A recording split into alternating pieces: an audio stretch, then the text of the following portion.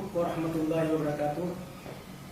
Puji syukur kepada Allah Subhanahu wa taala dan salawat dan salam kita kirimkan kepada alam Nabi Muhammad SAW yang telah membawa umat dari alam jahiliyah kepada alam Islamiyah, alam yang penuh dengan ilmu pengetahuan sebagaimana yang kita rasakan hingga saat ini. Baik, perkenalkan, nama saya Syahabuddin, NS Syahabuddin SKMA. Saya adalah salah seorang dosen prodi Perhotelan Aceh Utara, Potekes Kemenkes Aceh. Saya merupakan salah seorang dosen yang menekuni dan menyenangi bidang ilmu psikologi. Mata kuliah psikologi ditempatkan di semester 1. Kemudian dengan bobot mata kuliah ini ada 2 SKS. Kemudian kami yang menjadi dosen pengampu Potekes Psikologi ada 2. Yang pertama itu saya sebagai kuratornya, yang kedua dengan Pak Sulaiman. Kami dua-dua alumni dari psikologi.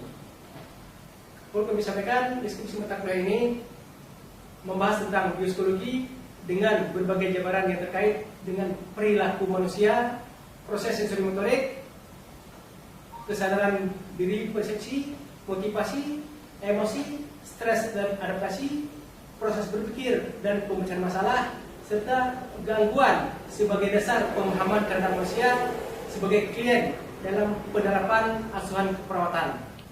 Capaian pembelajaran dari mata psikologi yang pertama, mampu memahami konsep biopsikologi yang merupakan sebagai dasar untuk memahami lanjutan biopsikologi. Berikutnya, mampu memahami perilaku manusia. Dan yang berikutnya adalah mampu menjelaskan persepsi dan motivasi sebagai dasar untuk menindaklanjuti apa yang dia punya dan apa yang dicapai oleh seorang individu. Untuk metode pembelajaran mata psikologi, yang pertama adalah kuliah tatap muka, kemudian penugasan, kemudian ada diskusi, itu diskusi kelompok dan diskusi dalam kelas setiap pertemuan. Nah, itu yang menjadi dasar untuk metode pembelajaran kita. Untuk penilaian dan pembobotan kepada mahasiswa, ada antara yang pertama adalah kehadiran, kemudian ada kuis, ada penugasan, apakah itu penugasan berupa individu atau penugasan kelompok, kemudian ada ujian tengah semester dan ada ujian akhir semester. Dengan bobot masing-masing diantaranya kehadiran memang harus hadir 80%, dan boleh kurang. Kuis kita berikan nilai ada 10%. Untuk penugasan kita berikan nilai ada 15%. Untuk ujian tengah semester ada 30%, dan ujian akhir semester ada 35%. Pada kesempatan ini saya akan mempresentasikan atau menampilkan salah satu topik dari materi psikologi yang akan kami ajarkan. Selamat menyaksikan. Assalamualaikum warahmatullahi wabarakatuh. Waalaikumsalam warahmatullahi wabarakatuh. Puji syukur kita panjatkan kepada Allah Subhanahu wa taala. Salawat dan salam kita kirimkan kepada alam Nabi Muhammad SAW. Senang bertemu kita pada hari ini karena sudah lama kita bertemu di kelas. Ingin disampaikan banyak hal, terutama tentang perkuliahan kita di masa yang akan datang. Untuk kelanjutan daripada kuliah kita ini, saya merupakan salah satu dosen yang akan menyampaikan tentang salah satu mata kuliah, yaitu mata kuliah psikologi. Sebelum kita mulai, ada baiknya kita berdoa dulu, mudah-mudahan pertemuan kita pada hari ini mendapat ridha dari Allah Subhanahu wa taala. Berdoa masing-masing, kita mulai.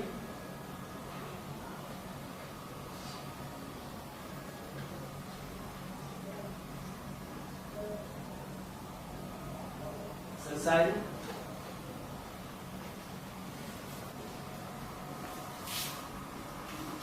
Nah, kita ingin mempelajari mata kuliah psikologi. Sebelum kita mulai psikologi, saya ingin tanyakan dulu kepada kita bersama. Artinya kita sudah sering mendengarkan psikologi. Saya akan menanyakan, siapa di antara kita di sini yang memahami apa yang dimaksud dengan psikologi? Saya Pak, jiwa Pak. Oke, benar. Tapi untuk lebih jelasnya, kita minta tambahkan satu orang lagi. Kira-kira ada yang ingin menjawab lagi apa yang maksud dengan psikologi? Alat untuk berpikir, Pak. Oke, benar juga. Terima kasih. Artinya saya menganggap kita semua memahami, karena sering kita mendengar kata-kata psikologi.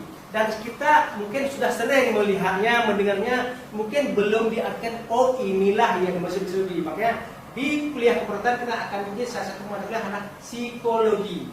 Nah, untuk lebih lanjut kita akan buka satu tulisannya dulu.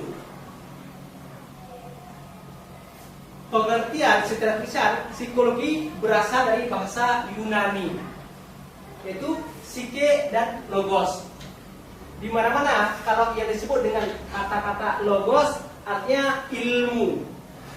Coba disambungkan psike dan logos atau psikologi, yaitu jiwa atau ilmu tentang alat berpikir ataupun ilmu tentang jiwa. Bisa dipahami? Bisa. Kita lanjut lagi sedikit lagi. Secara harfiahnya, psikologi adalah ilmu yang mempelajari tentang jiwa atau mental. Siapa yang mempelajari jiwa?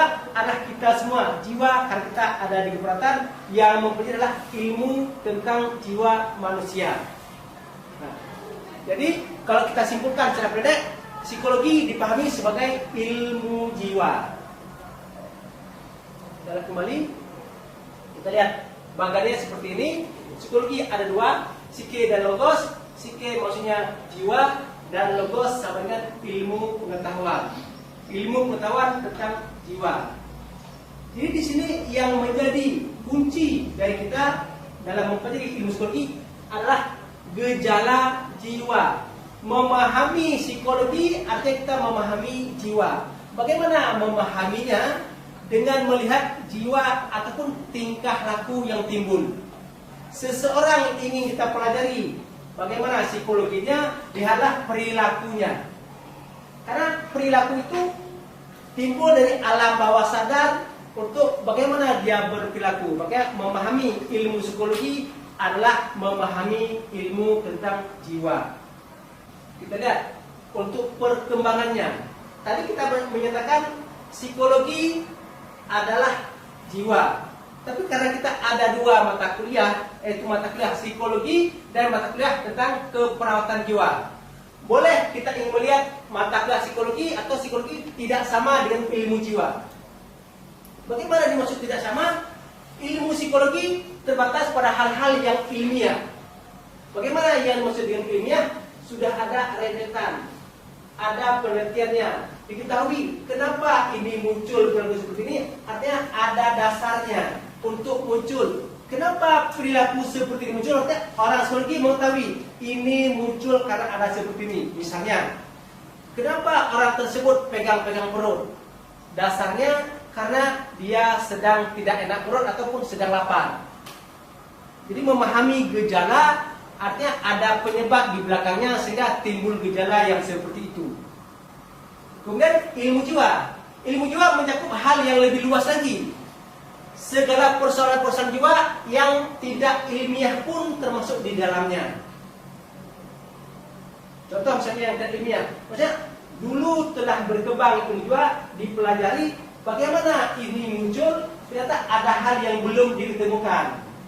Misalnya orang yang sakit jiwa dulu sampai bilang kita dilobangin kepalanya untuk dikeluarkan hal-hal yang dianggap roh jahat yang memperik jiwa seseorang.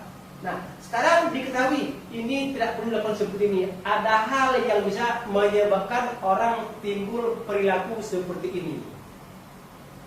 Misalnya seperti cerita tadi, kenapa orang ini marah-marah? Dipastikan ada hal di belakangnya. Karena ada hal dua, hal dalam dirinya mungkin sedang tensinya naik. Yang kedua, ada hal yang membuat dia marah. Si A, dia marah-marah, kenapa? Penyebabnya dua. Yang pertama, dia sedang memang emosi sendiri. Yang kedua, karena ada orang lain yang menyebabkan dia marah. Nah, itu dua yang secara kasarnya. Jadi, untuk memahami psikologi, saya ulang lagi, memahami objek dari psikologi adalah tingkah laku. Memahami ilmu psikologi, pelajarilah orang itu dari tingkah laku yang muncul. Kenapa ini muncul? Artinya ada hal di belakangnya yang menyebabkan. Artinya ada gejala, ada sebab di belakangnya. Kalau orang sering menunjukkan ada api, baru ada asap. Gak mungkin ada asap dan apinya. Nah, singkat seperti itu. Kita lihat lagi berikutnya. Mempelajari ilmu psikologi ada tujuannya. Di antara sekian banyak tujuan juga salah satunya mendeskripsikan. Artinya menjawab pertanyaan, words, apa itu? Apa itu psikologi? Nah, menceritakan atau menggambarkan apa yang terjadi. Misalnya seperti tadi, apa yang terjadi kok orang itu marah-marah? Carilah sebabnya di belakangnya. Sudah saya sampaikan tadi. Yang pertama, sebabnya boleh jadi karena dia mungkin emosian ataupun banyak masalah, karena memang tensinya sedang naik. Atau yang kedua, ada teman yang membuat dia marah. Yang pilihan sama kita kan marah-marah. Kita hanya tinggal mesti, oh ada penyebab. Berikutnya yang kedua, menjelaskan. Artinya menjawab pertanyaan why, kenapa ini terjadi. Jadi menjelaskan, mengungkapkan terjadinya proses mental atau perilaku. Prosesnya, kenapa orang tersebut marah-marah, disangkut ataupun dikaitkan dengan penyebab tadi yang menyebabkan dia marah-marah. Oh, dia marah karena penyebabnya seperti ini. Dan banyak hal yang lain. Nah, untuk berikutnya, memprediksi. Dalam ilmu psikologi, setelah mengetahui apa itu ilmu psikologi, mengungkapkan proses terjadinya mental, untuk berikutnya memprediksi. Jika ini terjadi, bisa diprediksi akibat ataupun sebab yang menyebabkan dia terjadi seperti ini. Nah, akibat apa yang mungkin terjadi? Misalnya begini, orang tadi pegang perut, penyebabnya sangat mungkin yang pertama memang dia sudah kurang enak perut, yang kedua belum makan, atau sedang di kelas orang pegang perut lihat-lihat jam, penyebabnya adalah mungkin mahasiswa sedang bosan. Yang kedua, nggak enak penyampaiannya sehingga mahasiswa bosan. Akibatnya apa? Mahasiswa akan tidur. Yang disampaikan nggak akan diterima oleh mahasiswa. Kenapa nggak diterima? Karena tidak enak atau sudah bosan. Artinya bisa diprediksi. Begitu juga tempat-tempat yang lain. Untuk yang berikutnya, merubah. Menerapkan ilmu psikologi untuk merubah. Bagaimana agar mahasiswa ini bisa menerima apa yang disampaikan oleh dosen? Paling tidak dosen tersebut introspeksi. Pertama, merubah gayanya, merubah cara penyampaian. Udah dirubah gaya penyampaian, insya Allah pasti begitu ada yang baru kita akan menangkap. Artinya ada perubahan dari sebelumnya. Karena kita sudah mengetahui tujuan ilmu psikologi. Nah, sekarang kita lihat di bidang ilmu apa saja yang bisa dibutuhkan. Sebelum kita lihat penampilan ataupun yang disampaikan, kira siapa yang mengetahui di bidang ilmu apa saja ataupun di bidang apa saja bisa diterapkan ilmu psikologi? Saya Pak, di bidang kognitif, ada di bidang konseling dan di bidang eksperimen. Nah, benar seperti Anda sampaikan. Artinya di bidang kognitif, di bidang eksperimen, dan banyak yang lainnya. Artinya di semua lini, semua bidang pekerjaan boleh digunakan ilmu psikologi. Karena ilmu psikologi ini dulu dianggap ilmu jiwa, sekarang diberikan nama ilmu psikologi, artinya memahami semua gejala tingkah laku yang muncul. Seperti tadi di belakang, tujuannya apa? Merubah. Merubah berarti diprediksi awal seperti ini, begitu diolah yang seperti ini, akibatnya bisa diprediksi apa yang mungkin timbul. Contoh, kalau kita seorang anak manusia, kalau orang tua kita membekali kita dengan ilmu pengetahuan, membekali kita dengan contoh-contoh yang positif, diprediksi anak ini akan lebih positif ke depannya dibandingkan dengan anak-anak yang hidup, kita bilang di alam bebas, dia nggak mendapatkan pengetahuan agama, nggak mendapatkan pengetahuan yang baik-baik. Nah, bisa diprediksi anak ini akan liar dan tidak mudah diatur. Itu prediksi yang seperti contohnya. Makanya penerapan ilmu psikologi di bidang kognitif ataupun di bidang kita ini itu lebih positif. Artinya memprediksi, mengolah seorang mahasiswa untuk menjadi lebih positif, bekalilah mereka itu dengan ilmu-ilmu yang lebih positif. Kalau kita ingin yang lebih positif. Nah, kita lagi di bidang sekolah. Sekolah yang pertama kita lihat, kalau mahasiswa itu ingin tampil di bidang keperawatan, ingin tampil di bidang politik, bekalilah mereka itu dengan ilmu-ilmu tentang keperawatan, bekalilah ilmu mereka itu dengan hal-hal yang positif, yang kita inginkan di akhirnya dia akan lebih profesional. Apalagi kita seorang mahasiswa keperawatan yang akan berhadapan dengan manusia yang membutuhkan layanan kita, salah satu yang dipelajari mulai dari awal. Bagaimana kita mempelajari ini? Misalnya begini, misalnya kita ingin menyatakan kepada ibu-ibu yang sedang hamil misalnya, kalau ibu ini menginginkan anaknya nanti lahir sehat, cerdas, ada ilmu yang dipelajari di bidang developmental psikologi. Nah, ini dipelajari perkembangan manusia sejak di masa konsepsi. Kalau diinginkan anaknya nanti lebih sehat, lebih pintar, berilah yang baik-baik, berilah gizi yang cukup. Gizi yang cukup yang diperkirakan kebutuhan anak terpenuhi, kebutuhan ibu terpenuhi, sehingga dia bisa melahirkan dalam usia anak yang sehat dan cerdas ke depannya. Kemudian lagi salah satu lagi, ilmu psikologi juga bisa berguna di bidang, contoh bidang perilaku. Contoh perilaku yang kebiasaan kita. Kebiasaan orang yang merokok katanya tidak bisa untuk membuang rokok. Nah, ilmu psikologi punya trik, punya cara untuk menerapi orang yang tidak mudah buang rokok. Bagaimana caranya? Nah, kita pelajari ini salah satu saya katakan di sini. Ilmu hipnoterapi. Orang yang merokok ngepul nggak bisa berhenti, insya Allah bisa. Banyak orang sudah diterapkan, insya Allah bisa. Diterapi dengan hipnoterapi, dia berubah perilakunya di alam bawah sadarnya, nanti dia nggak akan lagi merokok. Kan mudah sebenarnya, cuma belum diterapkan dan paling banyak. Cuma di tempat kita di sini yang tidak. Di tempat lain, insya Allah sudah banyak yang diterapkan. Itu merubah perilaku.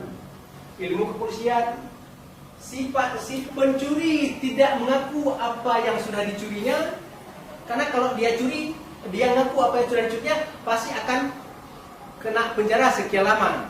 Ini tidak ngaku. Nah, di polisi punya cara. Ada ilmu hipnotis dan psikologi. Dia dihipnotis, bisa ditanyakan apa yang sudah Anda lakukan. 1 jam ke belakang, apa yang sudah Anda lakukan. 1 hari ke belakang, apa yang sudah Anda lakukan. Nanti akan ketahuan rentetannya, sama seperti dibuka videonya. Video CCTV, direkam di kepalanya, nanti disampaikan, ini sudah saya lakukan. Ketahuan. Ada ilmunya. Di ilmu psikologi. Nah, kita lanjut. Mempelajari ilmu psikologi karena ruang lingkupnya luas, kita punya dasarnya kita memahami ilmu anatomi fisiologi, dan yang lebih utama lagi mempelajari tentang ilmu tentang otak. Di otak ada yang disebut salah satu kelenjar pineal. Otak, kelenjar pineal. Nah, terletak di dalam otak di bagian belakang ventrikel ketiga. Yang lebih kurang ada 10 mili panjangnya.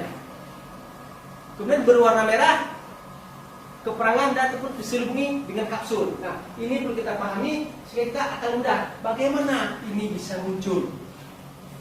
Karena ruang lingkupnya luas dan dasarnya kita harus kuasai. Makanya untuk mempelajari ilmu psikologi ini butuh keyakinan bahwa kita bisa, butuh kerajinan dan butuh keteguhan. Semua ilmu butuh keteguhan, butuh keyakinan. Saya yakin yang hadir hari ini semua pada semangat, dan insya Allah paling tidak Anda akan menguasai psikologi ini. Walaupun dasar, tergantung berapa lama Anda kontak dengan psikologi, dan insya Allah nanti Anda akan bisa. Cuma hari ini saya hanya menyampaikan secara tulisan saja. Biar kita semua pada paham dan semua pada ingat, walaupun sudah setiap hari, oh ini namanya psikologi. Cuman belum disebutkan, oh itu psikologi, padahal sudah kita jalani. Untuk hari ini yang bisa disampaikan. Karena ada pertemuan yang akan datang. Sebelum kita akhiri ini, mungkin ada pertanyaan di antara kita yang hadir pada hari ini. Siapa saja yang ingin tanyakan dulu? Yang sudah disampaikan tadi? Ataupun yang berhubungan dengan ilmu psikologi? Saya Pak, saya ingin bertanya Pak, bagaimana contoh perilaku seseorang yang dikatakan memiliki psikologi yang sehat? Ya, bagus pertanyaannya. Karena kita belajar ilmu psikologi, ditanyakan bagaimana orang berperilaku kita disebut dia mempunyai psikologi yang sehat. Nah, bagus. orang yang kita lihat disebut dengan dia sehat ataupun jiwanya sehat, kita lihat perilakunya. Di mana dia saat ini berada di kelas seperti ini. Yang pertama, apakah dia berpenampilan sama seperti kita? Kalau sama berarti dia sehat. Contoh penampilannya, dia menggunakan pakaian. Kalau dia menggunakan pakaian sama seperti kita, berarti dia masih tergolong dia sehat.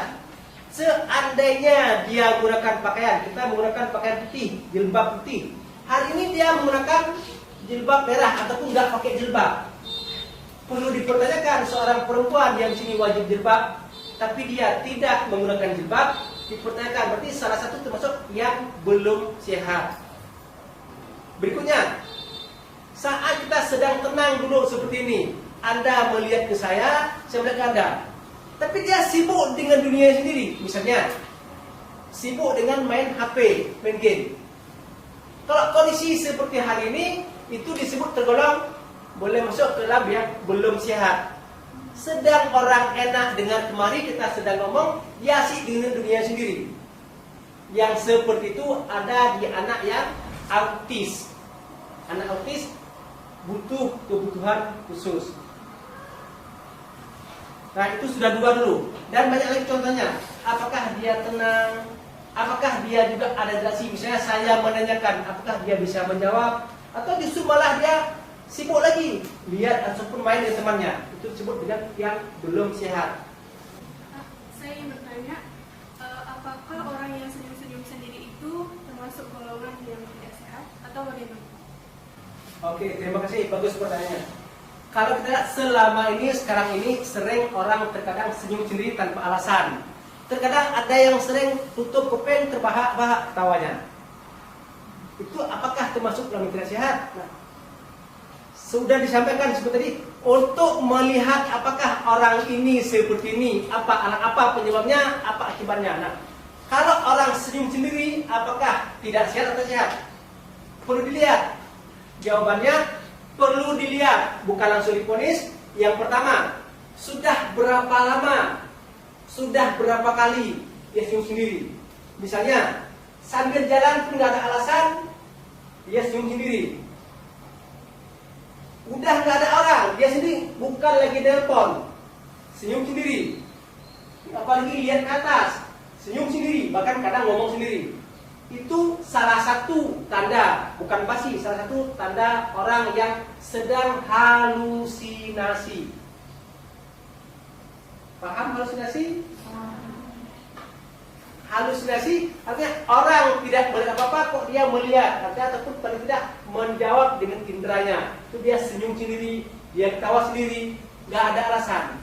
Tapi kalau dia sedang dalam kondisi ada permainan ataupun ada percakapan yang sedang layak untuk diketawakan, itu silakan. Tapi nggak ada alasan kok dia sering-sering seperti itu. Itu sama dengan tergolong dalam yang belum sehat. Berarti butuh disehatkan. Itulah butuhnya kita nanti. Nah, dari sekian banyak cerita kita tadi, sampailah pada kesimpulan. Sebelum saya menyimpulkan, karena kita sudah dengar semua, siapa yang akan menyimpulkan dulu? Apa yang masih Anda ingat dari pertemuan kita tadi? Siapa yang masih ingat? Saya, Pak. Jadi yang dapat kita simpulkan pada hari ini yaitu, Pak, psikologi adalah ilmu yang mempelajari tentang jiwa atau mental manusia. Nah, bagus. Artinya paling tidak kita sudah memahami apa yang dimaksud dengan ilmu psikologi.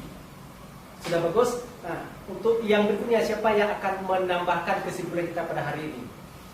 Baik Pak, jadi kesimpulan yang selanjutnya adalah tujuan dari ilmu psikologi yaitu ada 4. Yang pertama mendeskripsikan, yang kedua menjelaskan, yang ketiga memprediksikan, dan yang terakhir merubah.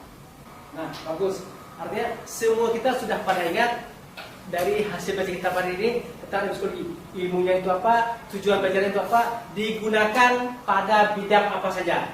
Saya kira semua kita sudah bisa mengingat. Mudah-mudahan yang kita hari ini bermanfaat untuk yang akan datang. Nah, sekarang karena kita sudah pada kesimpulan, jadi untuk pertemuan kita yang akan datang, kita akan belajar tentang topik perilaku. Silakan nanti dibacakan dari banyak sumber. Jadi sampai kita di kelas nanti bisa kita sharing bersama, sehingga kita akan memperkaya wawasan kita tentang perilaku. Kita harap mungkin bisa untuk bersama. Terima kasih untuk teman kita pada hari ini. Mudah-mudahan Allah panjangkan umur kita, Allah berikan kesempatan untuk kita bertemu kembali di kelas tentang polisi belajar yang seperti ini. Amin. Terima kasih. Assalamualaikum warahmatullahi wabarakatuh. Waalaikumsalam warahmatullahi wabarakatuh.